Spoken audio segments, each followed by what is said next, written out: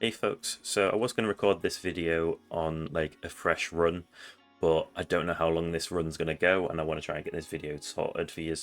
So basically what I'm talking about today is cash per wave, because it can be a great thing when you're first starting off. Like, it is really helpful when you're not getting that much cash from enemies, and it really helps you get that more cash in to survive for longer. But I wanted to explain a few things with how it worked. So obviously this says I get 229 cash per wave. However, it is multiplied by your cash bonus, so it would be 229 times 3.97 for me right now. So you get a bit more. But what I'm going to go through is and explain. So basically, at standard, it is a case of you get 229. We're just going to go with the standard. We're not going to do the multiplication because that can help you out a bit. I'll go over that in a bit later, but generally we're just going to focus on the normal math for now.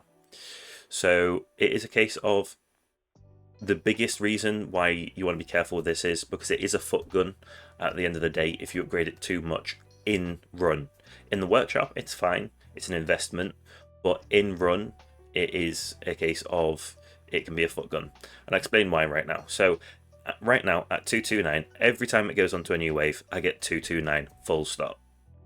If I pay 435, which I'm going to do right now, so 435, and that's put me up by 4. Now, yeah, I'm getting 233, so that pays for this in 2 like uses of it, but no, it technically does not, because you're going to get that 229 beforehand, regardless of that money that you put in. So what we'll have a look at now is it's an increase of 4. So if it cost you 12 to do that upgrade, which I believe is the minimum cost, it takes 3 waves to give you back the money you invested into it. So basically, just getting that so that it can reset. I didn't want to lose my page.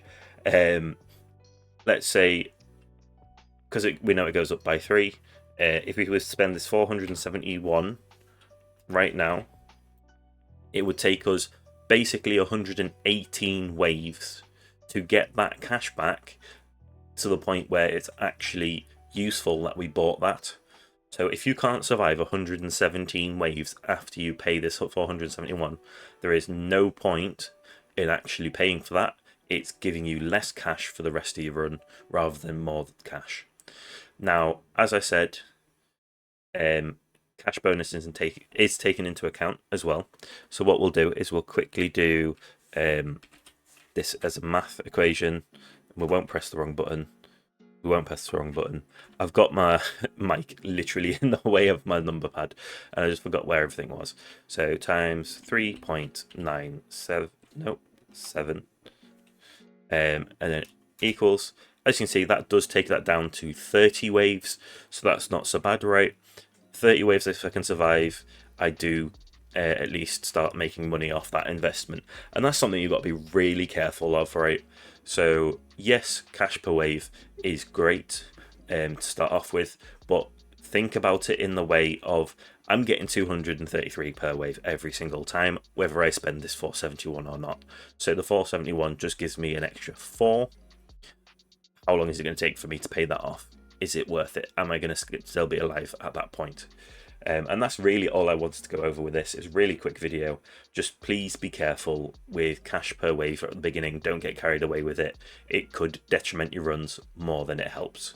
I'm going to do a few more guides on things like this for like the newbie players, because it's stuff that I've been noticing with restarting that might be worth pointing out. So thank you for watching. Please like and subscribe if you haven't already, and I'll see you next time. Ciao for now.